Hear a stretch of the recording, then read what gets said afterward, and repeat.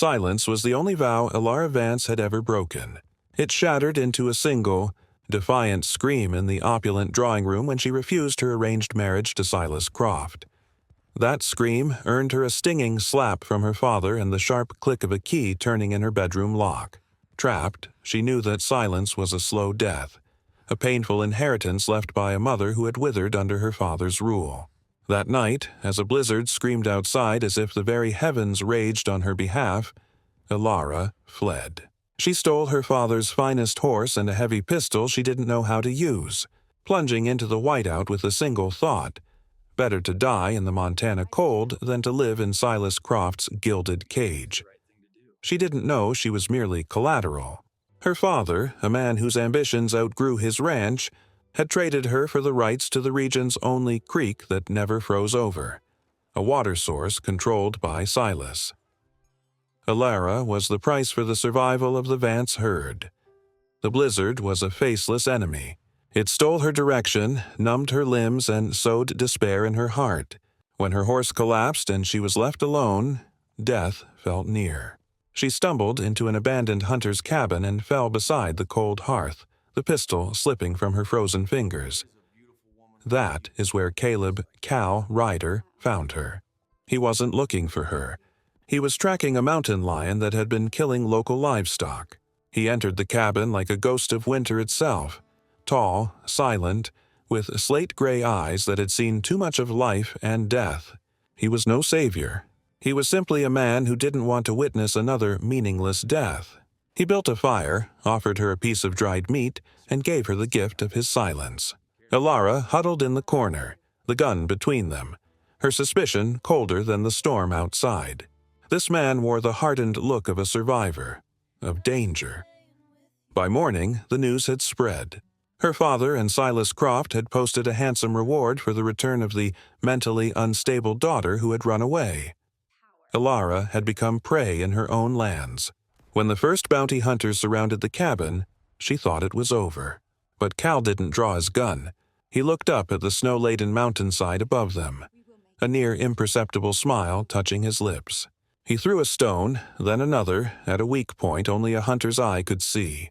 A low growl began, and then a massive sheet of white cascaded down, not burying the cabin but sealing off the only path to it. They escaped through a hidden game trail out back. During their flight, Elara's horse slipped on a patch of ice, throwing her. A searing pain shot from her ankle to her brain. Cal knelt, and without a word of warning, his rough hands took hold of her leg. "This will hurt," was all he said.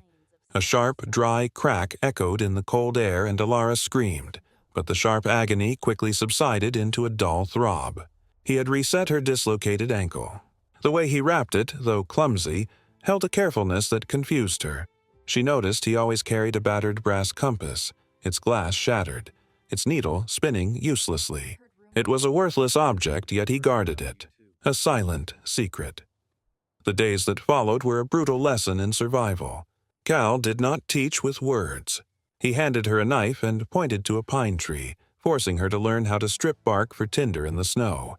His silence was a challenge, a relentless pressure for her to rely on herself. But Silas was more than a pursuer. He was a serpent. He spread rumors that Elara had fled with a violent kidnapper, that she had lost her mind. Every town they skirted, every face they glimpsed, held fear and hostility. One night, danger came from the darkness. A pack of starving wolves, drawn by the scent of their meager meal, encircled them. Elara froze in terror, but Cal simply tossed her a lit torch. "Stand still," he commanded. "They fear the fire, but they're invited by your panic." He moved with a calm economy, his pistol in hand, wasting no shot. He wasn't just fighting wolves. He was fighting Elara's fear, teaching her to turn it into focus. The strain eventually broke her. One afternoon, exhausted and hopeless, Elara collapsed in the snow and wept. Cal offered no hollow words of comfort. He just sat beside her, handing her his canteen. His steady, silent presence was a more solid anchor than any promise. When she had calmed, he pointed in two directions. One path led down into the valley, toward the nearest town where a bounty and a cage awaited. The other, more treacherous path led up through the Wolf Tooth Mountains. "You choose," he said. For the first time in her life, Alara Vance chose her own fate. She chose the mountains. That night, sheltered in a cave as another storm raged, Cal finally spoke of the compass. "It was Sarah's, my wife's," he said, his voice hoarse. "And our little girl, Lily's. They died of plague while I was hunting in these mountains. I wasn't there." His coldness wasn't cruelty. It was a wall of ice built around an inferno of regret. Alara looked at the hardened man and, for the first time, saw the cracks, saw the pain that had shaped him. That shared vulnerability changed everything. When they narrowly escaped a rockslide, the adrenaline and relief of being alive erased all boundaries. Cal turned, cupped her face, and kissed her. It was a rough, desperate kiss, full of the raw hunger of a man who hadn't felt alive in years. Then he pulled back as if burned, his gray eyes clouded with a confusion that mirrored his own actions. The silence between them was no longer empty. It was heavy with unspoken emotion. Their roles were reversed when Cal slipped and fell into an ice crevasse, his leg gashed open by a sharp rock. Using what she had learned, Alara had to summon all her strength to haul him out. She tore strips from her own dress to bandage his wound, wiping his brow as a fever took him.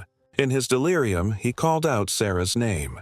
Alara felt no jealousy, only a profound sorrow, a connection to his loss. They found them in Dead Man's Gulch, a natural trap. Cornered, with no way out, Cal knew this was a fight to the death. "Hold this," he said, handing Alara a rifle. "Just keep me loaded. And if anyone gets too close—" He didn't need to finish. The gunfight erupted. The roar of rifles echoed off the canyon walls, bullets whizzed past their ears, and the acrid smell of gunpowder filled the air. Cal, though injured, moved with lethal precision. He was a part of this wilderness, and this was his dance. Hiding behind a boulder, Alara reloaded with trembling hands. When she saw a sniper taking aim at Cal from a high ledge, an instinct she never knew she possessed took over. She raised the rifle, aimed, and fired. The shot went wide, but it was enough to make the man flinch and reveal his position. Cal's next shot was true.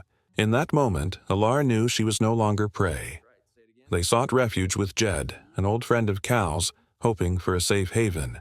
But Silas had gotten there first. Not with threats of violence, but with threats against Jed's family. Loyalty had been sold. Jed led them to an old barn, and the door slammed shut. They were trapped in the dark, the voices of their enemies closing in. "We're not getting out of this," Alara whispered, her voice breaking. "But I'm not afraid of dying. I'm just afraid I never truly lived." Cal took her hand in the darkness. "You made me want to live again, Alara." That confession in their most desperate hour was more powerful than any kiss. But Cal was not a man to give up. He used the darkness, sound, and chaos to wage a brutal, disorienting fight, blasting the door open and pulling her out into the night. Before leaving, he looked at Jed. "Loyalty is all a man truly has," he said, his voice cold. "You sold yours cheap." Finally, Cal led her to a hidden valley nestled behind the mountains, a place called Hope's Landing, home to a small community of outcasts and misfits, led by a strong woman named Maria. Here, Alara faced a new trial, proving her worth. Using the intelligence and bookkeeping skills honed under her tyrannical father, she helped Maria organize the valley's trade, slowly earning their respect.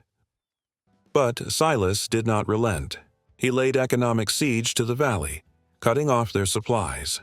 He even brought Alara's now broken father to the valley's edge to beg her to return. Alara looked her father in the eye. "Your legacy was built on my mother's misery," she said, her voice steady. "I will not repeat her mistake." It was her final goodbye to the past. That night, Cal didn't propose with a ring. He placed a small pouch of seeds in her hand. "Grow a future with me here," he said. Cornered, Silas made his final move. He chose fire, setting the valley ablaze. The entire community, now united as one, fought the flames together. They suffered loss. A friend of Cal's died saving the children, but they did not break. That night, Cal and Alara led a daring raid. Alara, with her mind for strategy, created a diversion, while Cal faced Silas. The tyrant was defeated, buried in a landslide caused by his own reckless greed. When the smoke cleared, the valley was scarred but free. Ilara's father left a letter of confession and vanished. Their wedding took place in a field of new-plowed earth. Years later, Ilara, now a respected leader in the thriving valley, watched her children play. She knew that freedom is never given, but won, and that true love is not about possession, but about building a new world together from the ashes of the old.